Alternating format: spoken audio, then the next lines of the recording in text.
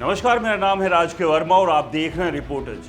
दोस्तों, आज का वीडियो ऐसा है कि आपकी नींद उड़ जाएगी, आपकी आंखें खुली रह जाएगी और शायद गुस्सा भी आए, क्योंकि आज हम खोलने जा रहे हैं दिल्ली एनसीआर के उस काले सच को जो सालों से दबाया जा रहा है। जी हाँ दोस्तों, वो दिल्ली एनसीआर जो दुनिया को millennium city, smart city, world class infrastructure का लॉलीपॉप दिखाता है, असल में एक सुनियोजित लूट का अड्डा बन चुका है। बिल्डर, पॉलिटिशियन, ब्यूरोक्रेट्स और बैंक सब मिलकर मिडिल क्लास के ख्वाब को चूस रहे हैं। सीबीआई ने अभी 22 बड़े केस दर्ज किए, जिनमें सुपरटेक, जेपी, अजनारा, वाटिका जैसे बड़े बड़े बिल्डरों और एसबीआई, एचडीएफसी, आईसीआईसीआई जैसे बैंक शामिल हैं। लाखों होम बायर्स की जिंदगी बर्बाद, फ्लैट का सपना देखते देखते ईएमआई का बोझ और कोर्ट कचहरी का चक्कर, और ऊपर से हर साल मॉनसून आते ही वही ड्रामा। गुरुग्राम की सड़कें तालाब, नोएडा में ट्रैफिक नर्क और दिल्ली में पॉल्यूशन का कहर। दोस्तों, 2 लाख करोड़ रुपए की स्मार्ट सिटी स्कीम फ्लॉप,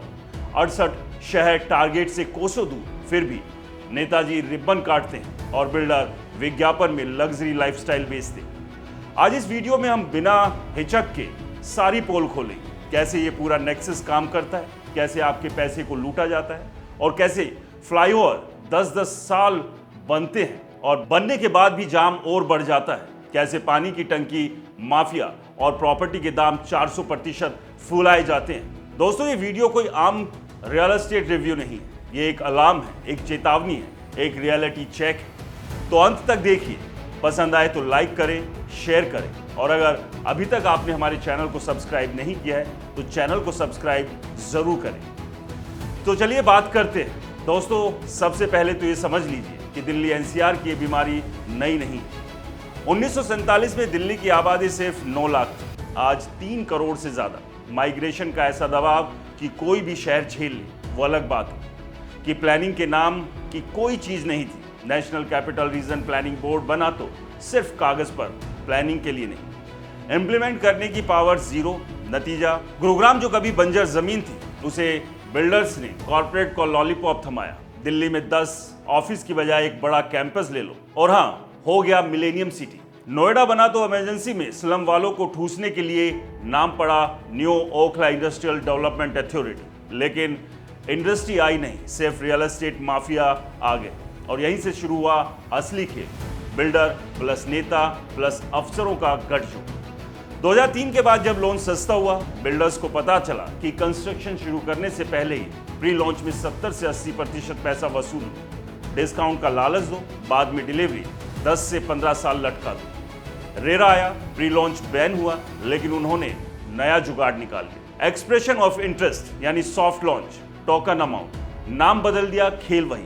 और अब सीबीआई की फाइलें खुल रही है तो पता चल रहा है कि बिल्डर बैंक के साथ मिलकर सबवेंशन स्कीम में घोटाला करते थे, बायर के नाम पर लोन लेते थे, पैसा डाइवर्ट करते थे, प्रोजेक्ट अधूरा छोड़ देते थे, और बैंक बेचारे बायर से ईएमआई वसूलते थे उस फ्लैट की जो बना ही नहीं। सुप्रीम कोर्ट ने सीबीआई को कहा जांच करो, और अब 22 बड़े केस, बड़े बड़े नाम, लेकिन तब तक लाखों परिवार बर्बाद हो चुके हैं। अब आते हैं स्मार्ट सिटी के महाघोटाले पर। 2 लाख करोड़ रुपए खर्च, 100 शहर चुने गए, 68 शहर आज भी टारगेट से कोसों दूर। जो सक्सेसफुल बता रहे हैं, उन्होंने ओरिजिनल टारगेट ही बदल दिया। संसद की कमेटी ने साफ लिखा, डेफिनेशन ही नहीं है स्मार्ट सिटी, फिर पैसा कहां गया?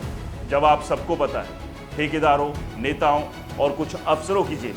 फ्लाईओवर बनते हैं 10 से 15 साल, बजट 300% बढ़ जाता है और बनने के बाद भी जाम पहले से ज्यादा। गुरुग्राम में हर साल 500 से 600 करोड़ रुपए ड्रेनेज पर, 141 पंप, 77 टैंकर, फिर भी एक बारिश में शहर डूब जाता है। क्यों? क्योंकि पैसा सड़कों पर ही जेब में जाता है। पानी का हाल और भयानक है। गुरुग्राम का वाटर लेवल खत्म हो चुका है, फिर भी हाई राइज या हाई राइज बन रहे हैं। एसटीपी नहीं है, सीवरेज यमुना में, नतीजा टैंकर माफियाओं का राज चलता है। 1 लीटर पानी का दाम पेट्रोल से महंगा। लैंड एक्विजिशन में किसानों को लूटा जाता है, 10 से 20 गुना कम मुआवजा देकर जमीन छीन ली जाती है, फिर बिल्डर को बेचकर 100 से 200 गुना मुनाफा। नोएडा, ग्रेटर नोएडा के किसान आज भी सड़कों पर हैं, और सबसे बड़ा खेल प्रॉपर्टी के दाम। एक ही सेक्टर में एक सोसाइटी 15,000 स्क्वायर फीट, दूसरी 40,000 स्क्वायर फीट। फर्क सिर्फ ब्रांडिंग और मैनिपुलेशन। प्रीमियम प्रोजेक्ट में दाम आसमान छूते हैं क्योंकि सप्लाई जानबूझकर कम रखी जाती है। मिडिल क्लास अपनी जिंदगी की कमाई लगा देता है, 10 से 12 साल इंतजार करता है, फिर भी फ्लैट नहीं मिलता। बैंक भी साथ देते हैं, बिल्डर को लोन आसानी से, बायर से वसूली कठोर। तो दोस्तों सवाल यह है, कब तक चलेगी ये लूट? जब तक हम चुप रहेंगे तब तक। इसलिए आज से अलर्ट हो जाइए। प्रॉपर्टी लेने से पहले 10 बार चेक कीजिए। रेरा रजिस्ट्रेशन, अप्रूवल, बिल्डर का पास्ट रिकॉर्ड, इंफ्रास्ट्रक्चर रियलिटी, सारी सेविंग एक फ्लैट में मत डुबाइए। होम बायर्स एसोसिएशन बनाइए, कोर्ट जाइए, आरटीआई डालिए और आवाज उठाइए। और हाँ, वोट डालते वक्त भी याद रखिए, जिसने आपके इलाके में 10 साल में एक फ्लाईओवर नहीं बनवाया, उसे फिर मौका क्यों?